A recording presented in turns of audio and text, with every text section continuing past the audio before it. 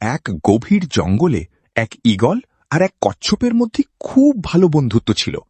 প্রতিদিন ঈগল আকাশে উড়ে বেড়াত আর কচ্ছপ মুগ্ধ হয়ে তার উড়াল দেখত। একদিন কচ্ছপ ঈগলকে বলল, বন্ধু, আমাকেও একটু উড়তে শেখাবে?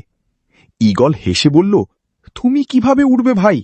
উড়তে হলে ডানা লাগে, কিন্তু তোমার তো ডানাই নেই। কিন্তু কচ্ছপ ছিল ভীষণ জেদি। সে বলল, না, আমি উড়বই, তোমাকে আমাকে উড়তে শেখাতেই হবে। কচ্ছপের জেদের কাছে শেষ পর্যন্ত হার মানল ঈগল।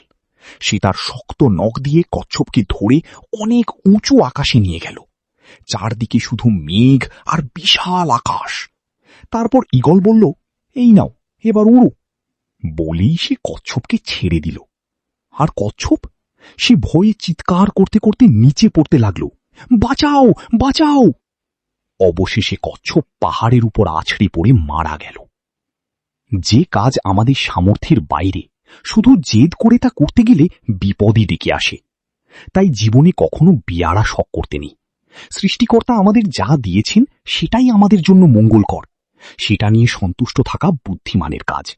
সবাইকে অসংখ্য ধন্যবাদ।